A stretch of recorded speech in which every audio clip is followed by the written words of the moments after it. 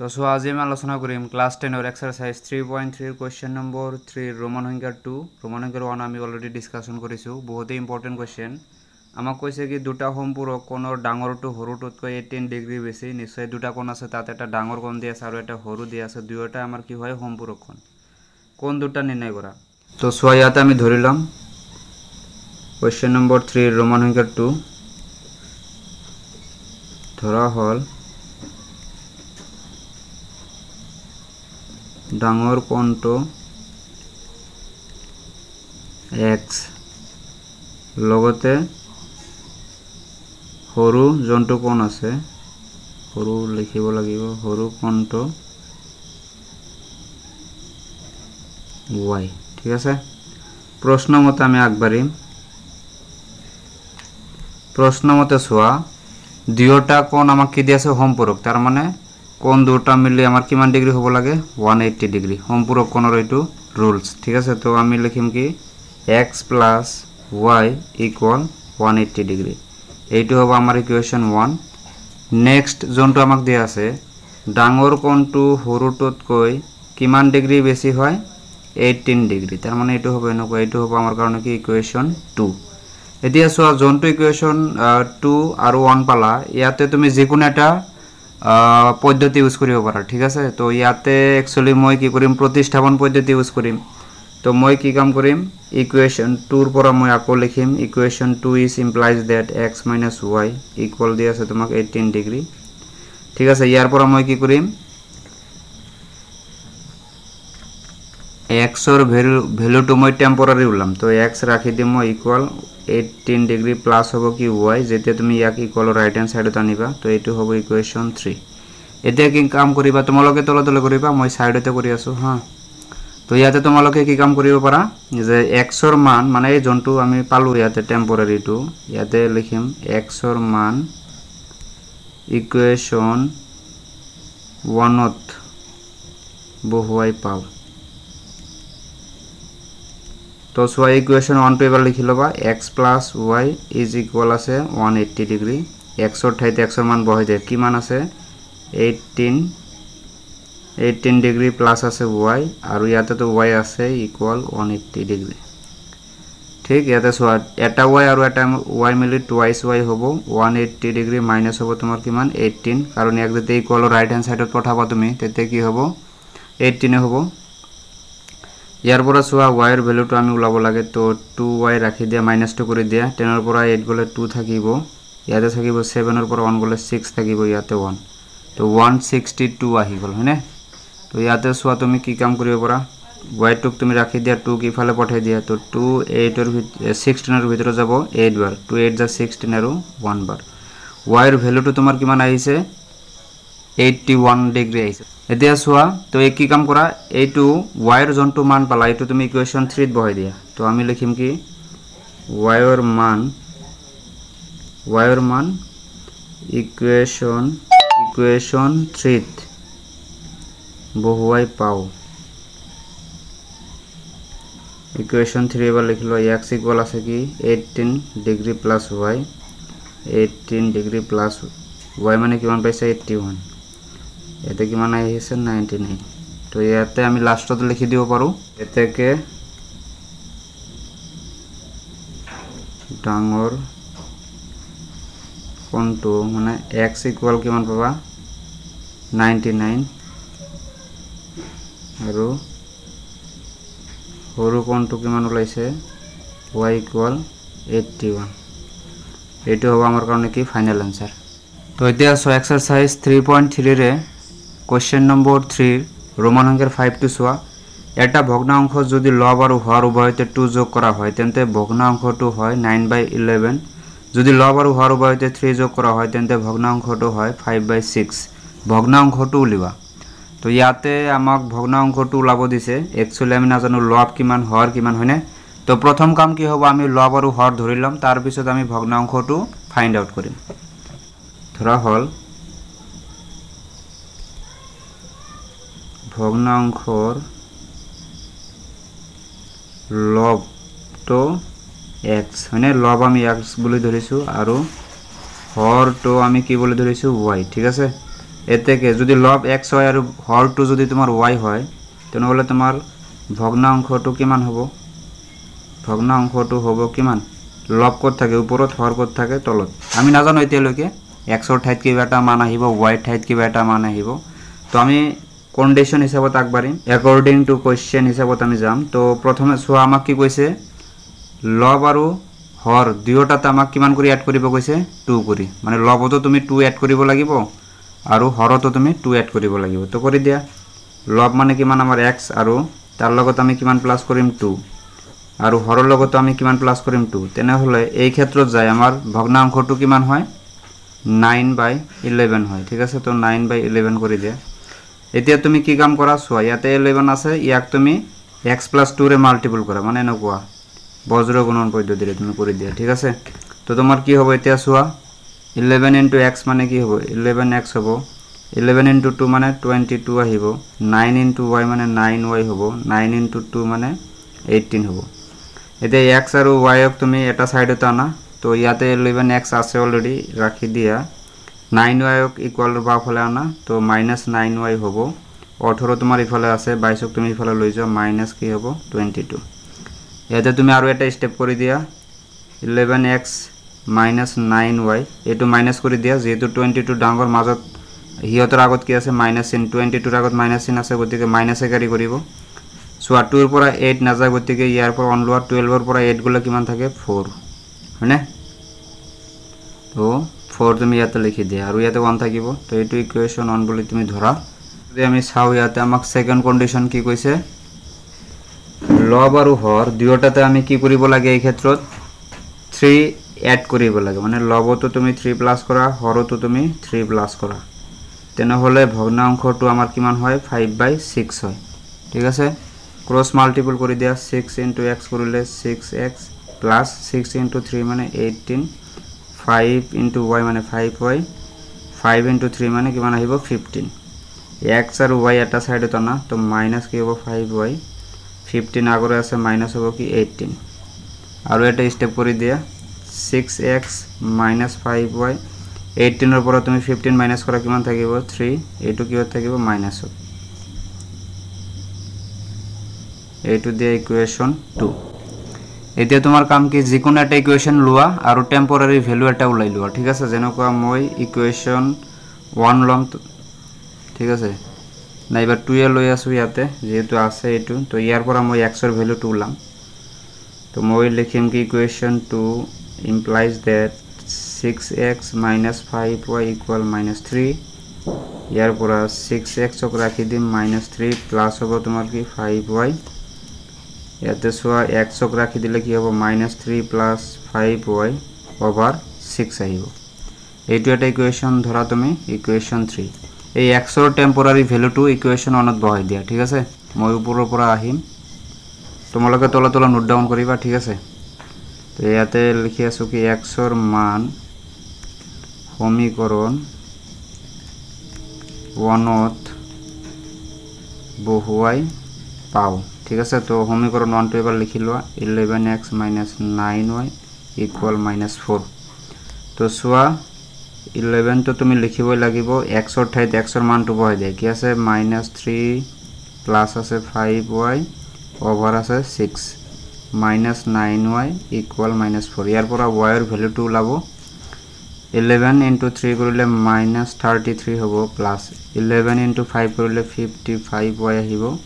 over 6 এ থাকিব -9y as it is equal -4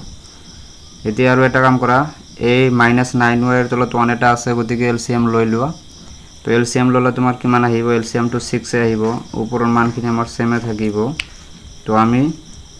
যেহেতু 6 তুমি এলসিএম লৈছা 9y এর তলত 1 আছে গতিকে এটো তুমি 6 দি তুমি 9 ক মাল্টিপল কৰি দিয়া 6 9 যা কিমান হ'ব 54 আৰু লগতে y আছে -4 a to 6 equal right hand সাইডত পঠাই দেই ই যায় কি হ'ব 4 ৰ লগত পূৰণ হৈ যাব -54y = 24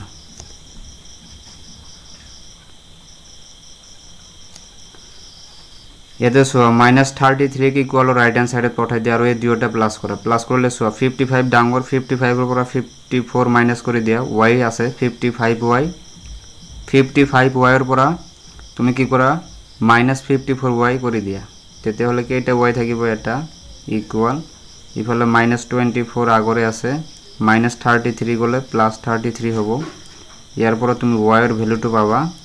সোয়া 3 ৰ পৰা 4 না যায় 1 ইয়াৰ পৰা লোৱা 13 ৰ পৰা 4 গলে তোমাৰ কিমান থাকে 6 আৰু 10 আৰু তোমাৰ কি 3 9 তো y ৰ ভ্যালুটো তুমি কিমান পালা 9 এই y ৰ মানটো তুমি কি কৰা ইকুয়েশন 3 ত বহাই দিয়া তো ইয়াতে আমি লিখি লব লাগিব এই y ৰ মান ইকুয়েশন 3 ত বহুৱাই পাও বুলি ঠিক আছে তো ইকুয়েশন 3 টো এবাৰ লিখি লোৱা -3 প্লাস আছে তোমাৰ কি 5y ওভাৰ আছে 6 ঠিক আছে এতিয়া তুমি ধুনিয়া কৰি লিখি দিয়া -3 প্লাস 5 ইনটু y মানে কিমান 9 ডিভাইডেড বাই 6 তো সোয়া ইয়াৰ পৰা মই ইয়াতে কৰি আছো তোমালোকে তলে কৰিবা -3 5 9 যা 45 বাই 6 45 ৰ পৰা তুমি 3 মাইনাস কৰিতে কিমান থাকিব 42 বাই 6 এতিয়া সোয়া 6 42 ৰ ভিতৰত কিমান বাৰ যাব 7 বাৰ তো x ৰ মানটো তুমি কিমান পাই আছা 7 তো লাষ্টত আমি লিখি দিব লাগিব ভগ্নাংশটো হয়নে তো লব পাইছো আমি লব কিমান পালো 7 হওয়ার কিমান পাইছো 9 এতেকে আমি লিখিব লাগিব তলে লিখিবা একদম ভগ্নাংশটো হ'ব x বাই কি আছিল y তো x ৰ মান তুমি কিমান পাইছা 7 আৰু y ৰ মান পাইছা কিমান 9 এইটো হ'ব আমাৰ কাৰণে কি ফাইনাল আনসাৰ তো সোয়া 3.3 ৰ একদম অন্তিম কোশ্চেনটো লৈছো কোশ্চেন নম্বৰ 3 ৰোমান সংখ্যাৰ 6 ইয়াতে মই কৈছে আজিৰ পৰা 5 বছৰ পিছত জেকবৰ বয়স তেওঁৰ পুত্ৰতকৈ 3 গুণ হ'ব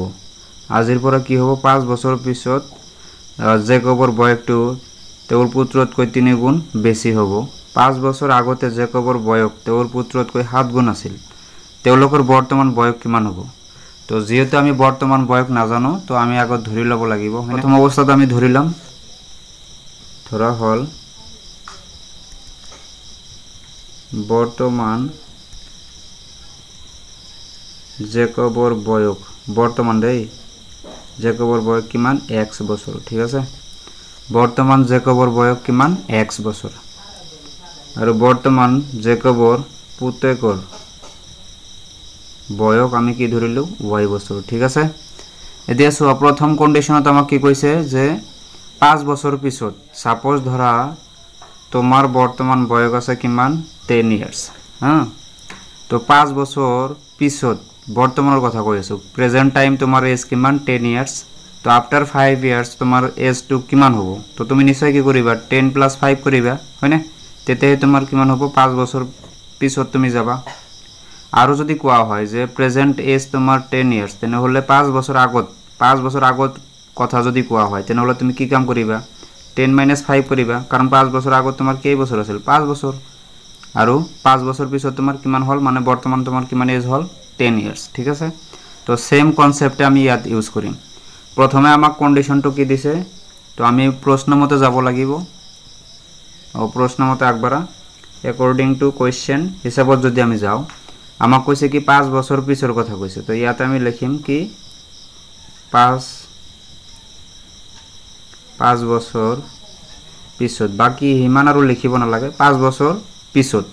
কি হ'ব জেকবৰ বয়স তেন হলে কিমান হ'ব 5 বছৰ পিছত x প্লাস নিশ্চয় 5 হ'ব তো লিখি দিয়া ইকুয়াল দি দিয়া ইয়াতে আৰু পুতেকৰ বয়স কি হ'ব y প্লাস 5 হ'ব 5 বছৰ পিছৰ কথা কৈ আছে কিন্তু ইয়াতে এটা কন্ডিশন দিছে কি যে 5 বছৰ পিছত যায় জেকব কি হয় তেওঁৰ পুতেকতকৈ কিমান গুণ বেছি হয় ডাঙৰ হয় 3 গুণ তো 3 গুণ কত কম হৈ আছে ইফালে তো ইয়াতে তুমি কি লিখিব লাগিব 3 পূৰণ কৰি দিব লাগিব তো ইয়াৰ পৰা কি পাবা x + 5 এ পাবা ইকুয়াল 3 * y + 3 * 5 মানে তুমি কিমান পাবা 15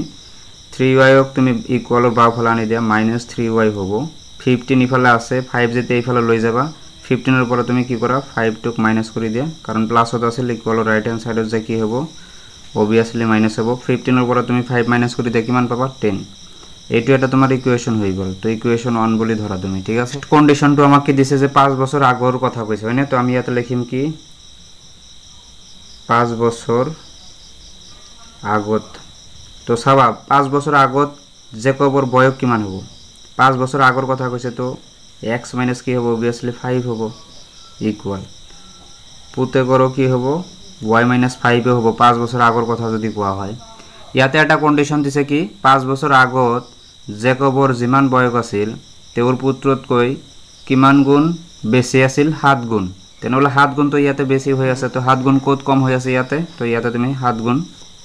কৰি দিব লাগিব তো x - 5 হৈ গল ইফালে হ'ব তোমাৰ 7y -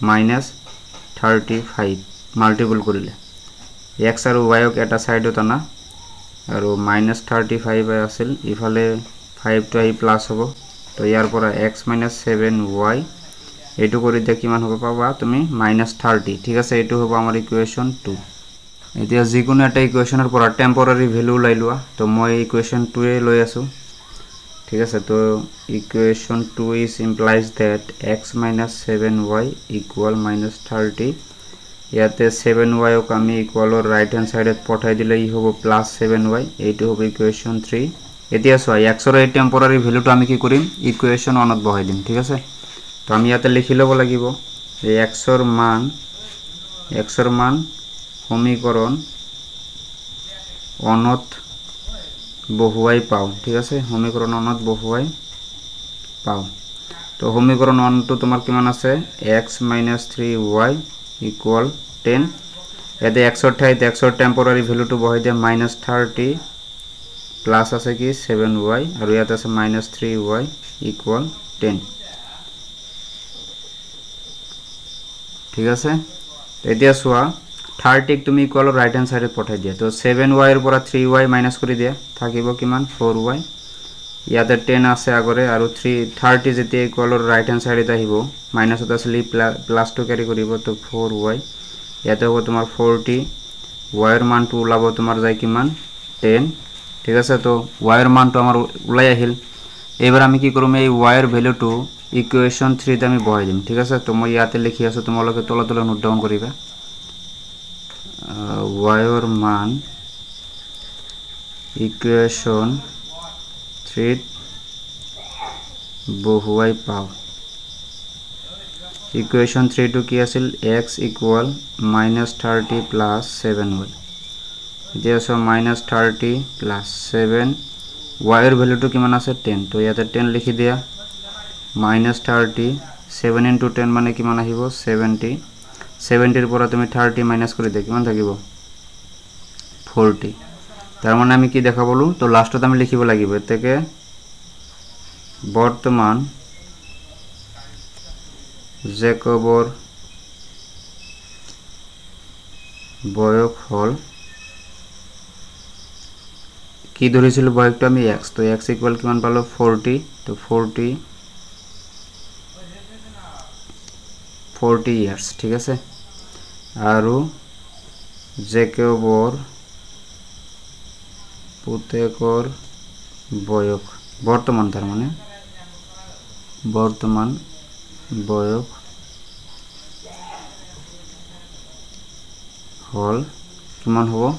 ধৰিছিল কিমান y মানে কিমান পাইছে 10 বছৰ এইটো আমাৰ কি ফাইনাল আনসাৰ তো ধুনিয়া কৰি স্টেপ বাই স্টেপ নোট ডাউন কৰিবা ইয়াৰ পৰা হাফ ইয়াৰলি এটা নহয় এটা কোশ্চেন কমন পৰিবই ঠিক আছে তো নেক্সট কোশ্চেন বিলাক আমি নেক্সট ভিডিওত ডিসকাশন কৰিম থ্যাংক ইউ